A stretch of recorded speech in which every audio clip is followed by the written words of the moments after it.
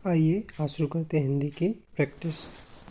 घा का उच्चारण स्थान, घा का उच्चारण स्तर कौन सा, तो घा का उच्चारण कौन सा होगा जो कि का होता है। काफ का कौन सा होता है, का से याद रखेंगे कंठ। नंबर द क्वेश्चन ये पीरियड में आया। देखो निम्न कंठवर्ण हैं, कंठवर्ण कौन से होते हैं। देखो आ, ह, विसर्ग। निम्न से कंठवर्ण कौन सा है, जो आ और आ कौन से होते हैं, कंठवर्ग होते हैं यहाँ पे, और हा ठीक है विसर्ग।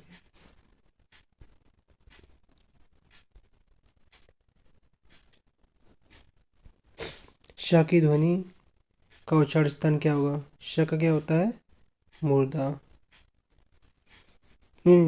इसका नहीं होता, इसका तो तालु होता है। ठीक है, मूर्धा होता है आपका।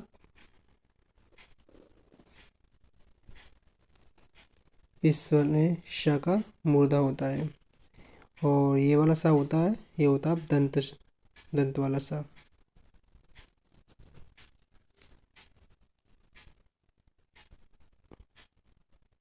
उच्चारण स्थान के आधार पर इंजा का स्थान व्यंजन है, ये कौन सा होगा,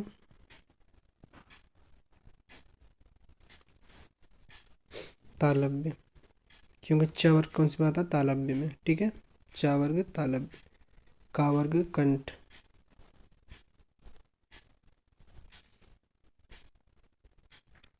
हिंदी की श ध्वनि की लौट के आ गए, वही श माने तालव्य।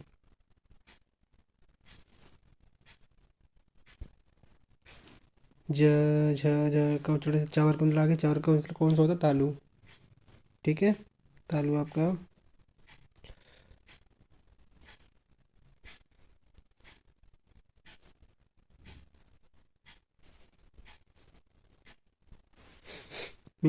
ये तालु हो गया आपका। निम्नलिखित व्यंजनों में से कौन सी व्यंजन का उच्चारण स्थान तालु है। तालु कौन सा होता है, चावर का। चावर में कौन सा आएगा, छगा वाला। ठीक है, ई च छ का आदि का उच्चारण स्थान कौन सा है। तो अधिक आप च का याद रखोगे, च के सबसे कौन सा हो जाएगा, तालु।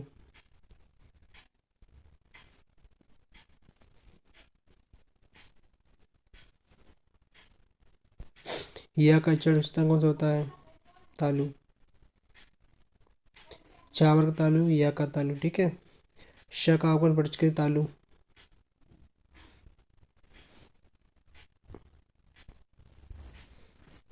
निम्नलिखित में से तालव्य ध्वनि कौन सी है। क वर्ग है, श है, श अभी पढ़ चुके आप, श। चा वर्ग की ध्वनियाँ किस वर्ग में आती हैं, अभी आप पढ़ा है। चा वर्ग की ध्वनि किस में आएंगे, आपके तालव्य में। ड का उच्चारण स्थान क्या होगा, और ड किस में आता है, ट वर्ग में। ट वर्ग क्या होता है आपका, मूर्धन्य। हिंदी की मूर्धन्य ध्वनियाँ हैं ट वर्ग वाली। ठीक है, जिनका उच्चारण स्थान ऊपर के दांतों पर जीभ लगने से होता है उसे क्या कहते हैं, दंत्य। जिन का उच्चारण ऊपर के दांतों पर, क्योंकि उच्चारण स्थान के आधार पे हम निर्धारित किए गए हैं। दांतों पे जीभ लगेगी तो दंत।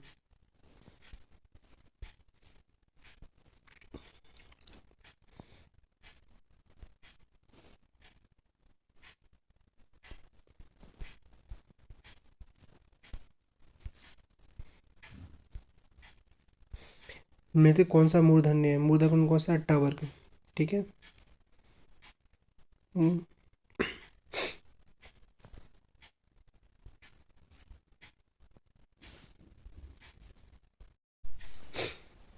अब देखेंगे टावर में किस प्रकार के व्यंजन आते हैं, तो मूर्धन्य आते हैं टावर में। टावर का उच्चारण स्थान कौन सा होता है, मूर्धन्य।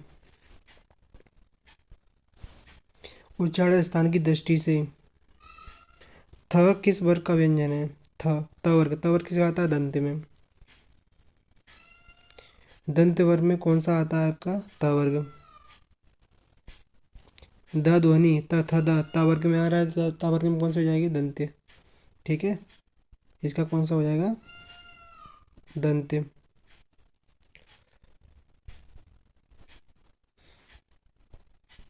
तावर की ध्वनि का उच्चारण स्थान क्या होगा, दंत।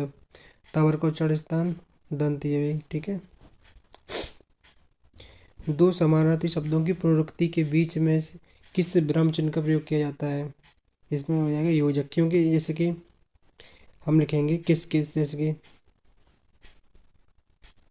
किस और किस, ये चिन्ह होता है आपका योजक, ये वाला बीच में योजक। पूर्ण विराम को पहचानी, पूर्ण विराम को जानती है? ए। ओह बहुत कठिन समय आया है, दिए वाक्य में उचित विराम चिन्ह के लिए। ओह ये संबोधन बोधक चिन्ह, संबोधन बोधक चिन्ह कौन सा होता है? ठीक है। हे भगवान, ये भी संबोधन बोधक है, अरे बोधक, विस्मय बोधक, संबोधन बोधक, जितने चिन्ह आएंगे उसमें आपका चिन्ह होता है विस्मय बोधक वाला, ये चिन्ह होगा संबोधक, कुछ भी बोलो। ओह अरे वाह, कुछ भी आए, कौन सा चिन्ह आएगा? विस्मय बोधक।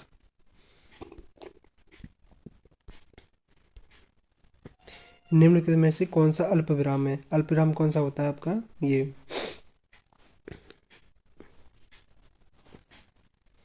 अल्प विराम हो गया आपका। अब देखो दो विराम होते हैं, एक होता है पूर्ण विराम, पूर्ण विराम होगा आपका ये डंडे वाला, ठीक है। अर्ध विराम ये हो गया,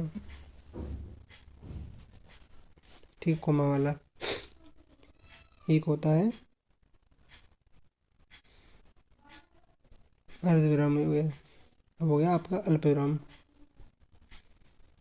अल्प वाला होता है केवल कोमे वाला, ठीक है। अर्ध विराम कोमा बिंदी, पूर्ण विराम में डंडा।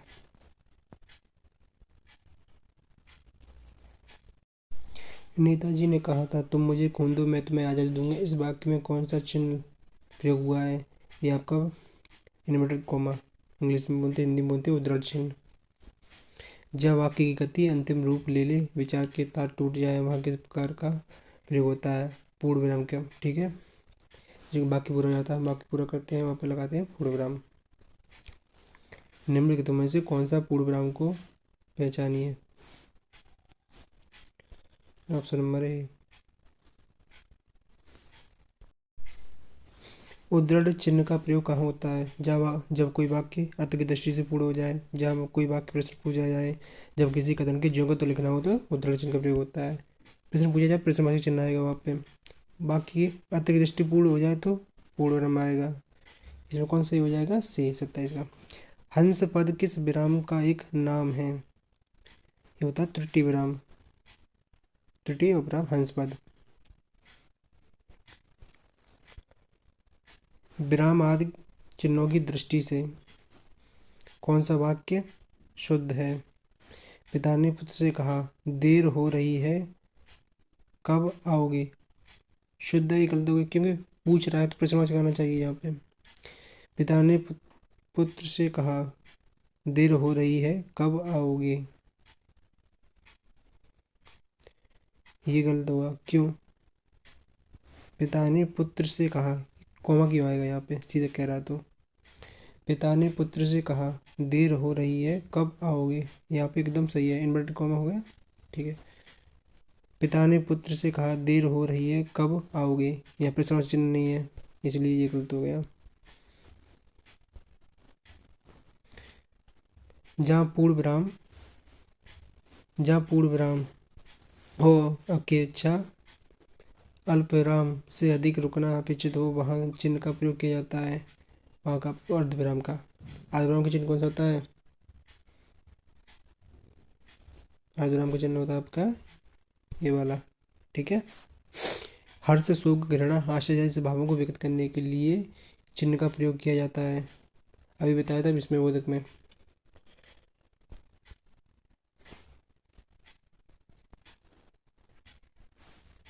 अल्पविराम का प्रयोग आप जब आपके रुकना हो थोड़ी लिए अल्पविराम हो जाएगा। विवरण के लिए विवरण देने की चिन्ह होता है, विवरण देने के लिए विवरण चिन्ह, अर्धविराम।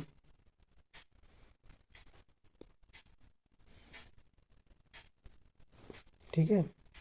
मोहन आज घूमने जाएगा उपयुक्त होता है, कौन सा विराम चिन्ह है?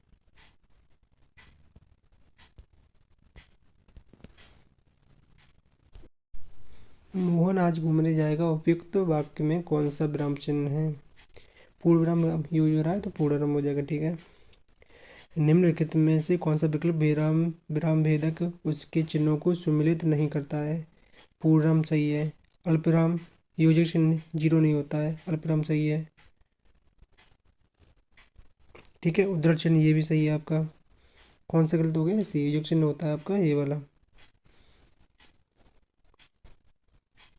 योजक चिन्ह होता है ये, इसलिए ये गलत हो जाएगा। ठीक है। काक पद का उपयोग कब होता है? वाक्य के बीच विराम लेने पर, ये बार बार एक ही बात के लिए, शोक प्रकट करने के लिए, छूटे हुए अंश का प्रयोग करने के लिए। किसके लिए होता है? छूटे हुए अंशों का प्रयोग करने के लिए किसका प्रयोग होता है? काक का प्रयोग होता है। विराम लेने के लिए क्या होता है? अल्प विराम हो जाएगा यहाँ पे, अर्ध विराम। बार बार एक ही बात को दोहराने के लिए इन्वर्टेड कॉमा ये हो नहीं सकता। ठीक है, नहीं आ रहा तो शो को पकड़ने के लिए विस्मयबोधक का चिन्ह होता है। बचा कौन सा? हमारा छूटे हुए से नहीं आ रहा, तब भी कर सकते हैं इस प्रकार के क्वेश्चनों को।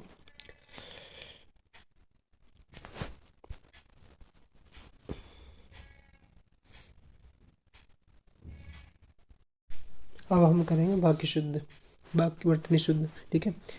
अत्यधिक व्यस्तता के कारण जीवन में निरस्ता आ जाती है। अब गलत है कि सही है? अत्यधिक होता है, क्या होता है? अत्यधिक नहीं होता, अत्यधिक। कौन सही होगा? अत्यधिक।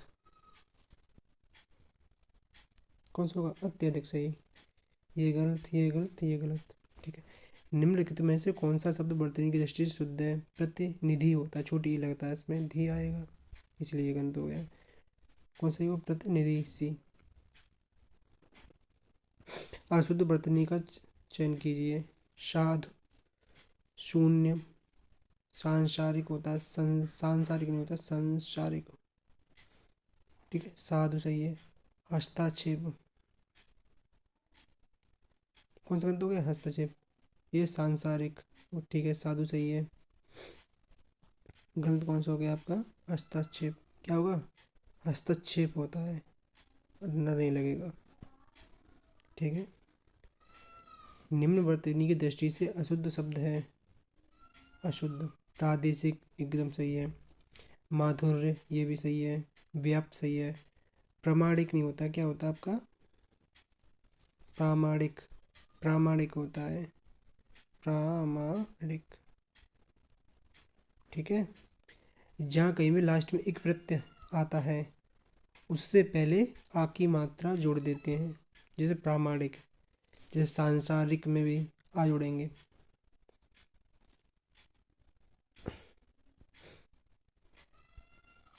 कौन सा शब्द शुद्ध रूप है?